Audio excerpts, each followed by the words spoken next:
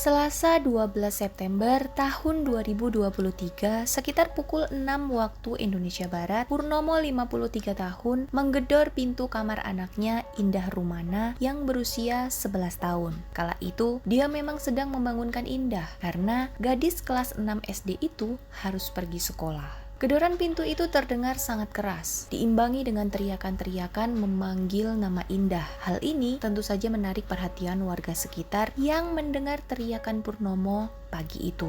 Beberapa warga pun segera keluar dari rumah mereka masing-masing menuju arah sumber suara teriakan, yaitu rumah Purnomo. Setelah para tetangga masuk rumah, mereka segera bergerombol di depan pintu kamar Indah, karena disitulah Purnomo tampak panik. Bahkan kali ini, dia malah semakin agresif berteriak memanggil-manggil nama Indah sambil mencoba membuka pintu kamar anaknya itu.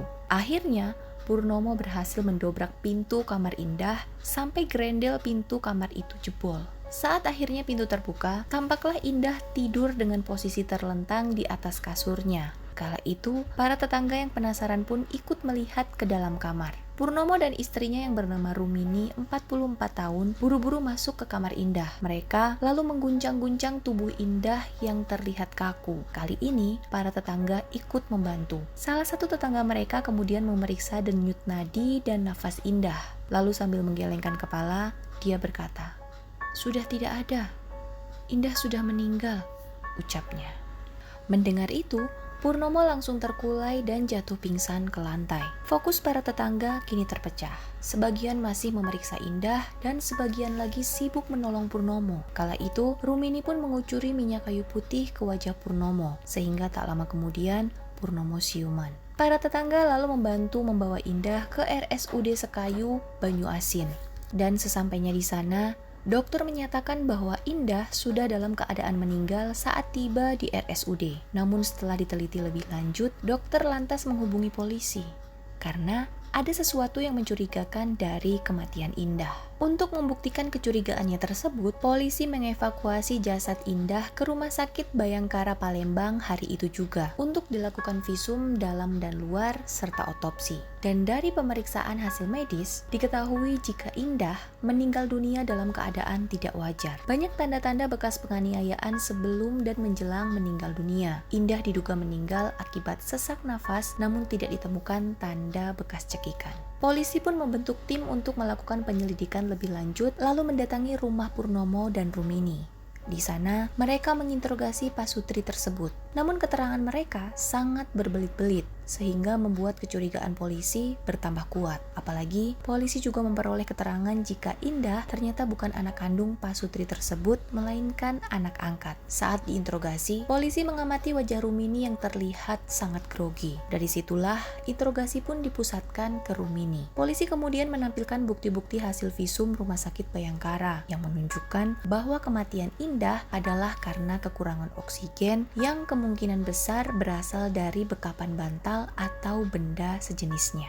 Akhirnya setelah merasa terdesak, Rumini pun menangis. Dia kemudian mengakui bahwa dialah yang telah membunuh Indah. "Saya disuruh dia, Pak Polisi," katanya sambil menunjuk Purnomo. "Kalau saya nggak mau, saya akan diceraikan dan diusir dari rumah ini, Pak Polisi," jawabnya kemudian. Wah, mendengar itu, polisi pun segera menggelandangnya ke Mapolres Musi Banyuasin untuk pemeriksaan lebih lanjut. Kala itu, polisi berusaha mengungkap motifnya. Namun jawaban suami istri itu kembali berbelit-belit dan bahkan mulai saling melempar tanggung jawab. Malah, mereka saling tuduh bahwa selama ini mereka menyiksa Indah. Saat diinterogasi lebih lanjut, Purnomo menjawab bahwa dia kesal karena Indah sangat rewel, sehingga sangat merepotkan mereka. Namun saat didesak polisi lebih dalam, Purnomo mengatakan hal yang berbeda lagi. Kali ini dia bilang kalau dirinya sudah bosan merawat Indah, sehingga dia pun merancang rencana pembunuhan kepada Indah bersama istrinya. Dan inilah kronologi selengkapnya yang berhasil polisi ungkap. Purnomo dan Rumini memang bukan orang tua kandung Indah Rumana.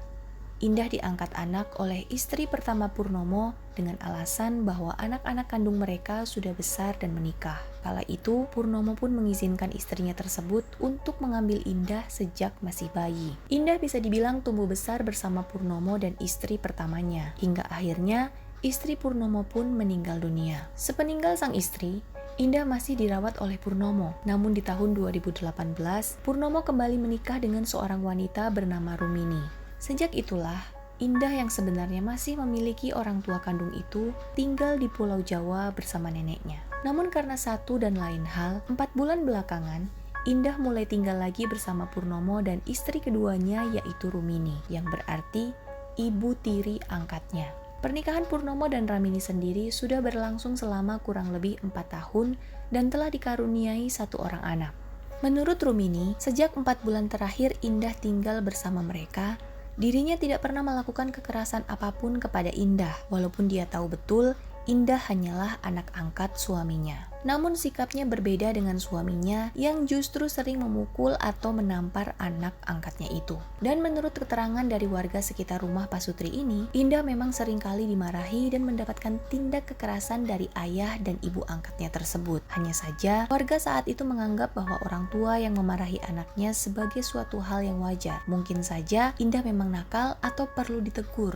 Begitu pikir mereka. Walaupun menurut warga, jika dilihat sikap Indah biasa saja, layaknya anak 11 tahun yang memang masih labil dan kadangkala suka membantah. Tapi Indah bukan anak bermasalah yang meresahkan atau merugikan. Semua hanyalah sikap nakal yang wajar dilakukan anak 11 tahun pada umumnya. Tapi ternyata, kenakalan-kenakalan yang sebenarnya dianggap wajar oleh sebagian orang menjadi sesuatu yang sangat mengganggu untuk Purnomo maupun Rumini, sehingga mereka pun sangat frustasi dengan apapun tingkah laku Indah. Sampai pada suatu malam, tepatnya pada hari Senin 11 September 2023 sekitar pukul 9 malam, Purnomo yang sudah sangat stres dengan kelakuan Indah merancang skenario pembunuhan bersama istrinya.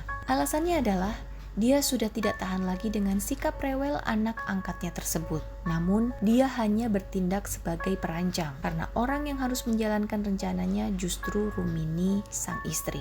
Awalnya Rumini tentu saja menolak mentah-mentah perintah suaminya tersebut. Namun kala itu, Purnomo mengancam jika Rumini tidak mau melakukan perintahnya untuk menghabisi Indah, maka dia akan menceraikan Rumini dan mengusirnya dari rumah. Mendengar ancaman suaminya tersebut, Rumini pun goyah. Dia tidak berani membunuh Indah, namun juga tidak mau diceraikan, apalagi diusir suaminya. Akhirnya dengan berat hati, dia pun menyanggupi perintah suaminya. Malam itu, Rumini langsung masuk menuju kamar Indah. Saat itu, Indah sudah tertidur pulas. Sejurus kemudian, Rumini mengambil bantal dari kamar lain dan tanpa basa-basi, dia langsung menindih tubuh mungil bocah perempuan itu. Kedua betis kaki Indah ditekan dengan kedua lutut Rumini, sementara wajah Indah langsung dibekap bantal dengan kuat oleh kedua tangan Rumini. Bocah itu tidak bisa meronta dan nafasnya mulai tersengal. Setelah beberapa lama, Rumini melepaskan bekapan bantal di wajah Indah dan memastikan nyawa bocah itu sudah lenyap. Setelah Rumini yakin bahwa Indah tidak bergerak lagi, dia pun lalu keluar kamar itu dan menutup pintu. Di luar kamar, dia sudah menyiapkan kursi plastik yang dia letakkan di dekat speaker besar. Rumini juga mempersiapkan gantungan baju atau hanger. Sambil membawa hanger, Rumini lalu naik ke atas kursi plastik, lalu naik lagi ke badan speaker. Dari atas, tangan Rumini dijulurkan melalui lubang ventilasi yang ada di atas pintu kamar Indah. Lalu dengan menggunakan hanger, dia menggoyang-goyangkan gerendel kunci pintu yang ada di dalam kamar. Jadi, dia berusaha menggeser gerendel di bagian dalam pintu kamar Indah agar posisinya terkunci. Ini memberikan kesan kalau pintu dikunci dari dalam. Saat Rumini melakukan aksinya itu, Purnomo berada di halaman depan rumah, mengawasi kalau ada orang yang datang. Dia memastikan tindakan istrinya itu tidak diketahui orang. Setelah selesai dengan aksi kejamnya itu, Rumini pun pergi tidur ke dalam kamarnya. Sementara Purnomo pergi entah kemana dan baru pulang ke rumah menjelang subuh atau pada hari Selasa 12 September sekitar pukul 4 waktu Indonesia Barat. Dia pun lalu langsung tidur bersama Rumini. Nah, tepat di jam 6 pagi itulah, mereka mulai bermain drama dengan berpura-pura Indah tidak bisa dibangunkan. Dan untuk semakin meyakinkan, Purnomo pun teriak-teriak agar mengundang perhatian warga, lalu bertindak seolah-olah Indah meninggal di dalam kamarnya sendiri. Dari alur itu, mereka memilih cara pembunuhan klasik yang gampang dan tidak berdarah. Mereka memperhitungkan semuanya. Mereka pikir dengan bermain drama, urusan bakal selesai dan Indah segera dikubur tanpa kecurigaan dari pihak manapun. Mereka sama sekali tidak menduga bahwa dokter akan selalu menganalisis penyebab kematian seseorang, dan penyebab kematian yang dialami Indah itu disebut asfiksia atau tercekik kehabisan oksigen. Dan seorang dokter umum dengan cepat bisa mengetahui kematian akibat asfiksia hanya dalam hitungan menit. Setelah dokter tahu penyebab kematiannya, otomatis akan dilanjutkan ke pertanyaan bagaimana posisi dan kondisi jasad di detik-detik akhir kematiannya. Dan jawaban dari pertanyaan itu bakal mengungkap penyebab kematian secara menyeluruh. Posisi Indah yang ditemukan dalam keadaan tidur telentang dan tidak ditemukan adanya bekas luka cekikan membuat penyidik menyimpulkan bahwa Indah dibekap dengan bantal atau benda sejenisnya. Itulah mengapa setelah tim dokter mengetahui posisi akhir Indah adalah sedang tertidur pulas, tim dokter pun langsung meneruskan kasus ini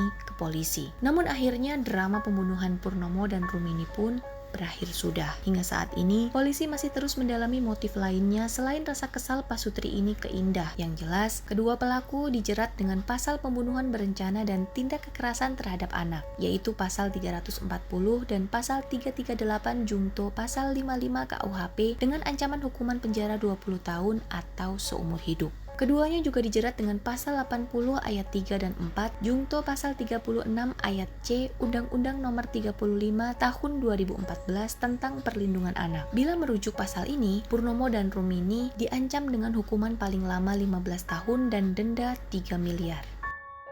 Terima kasih banget untuk yang sudah melihat video ini dari awal hingga akhir. Makasih ya. Aku beneran seneng banget kalau kalian nonton dan suka. Lebih seneng lagi kalau teman-teman bantu support channel YouTube aku dengan cara subscribe dan like. Oh iya, kalian juga boleh follow akun Instagram pribadi aku di @praptiprap. Support aku terus ya, agar aku makin semangat cerita lagi, cerita mulu, cerita terus untuk kisah selanjutnya. Dadah!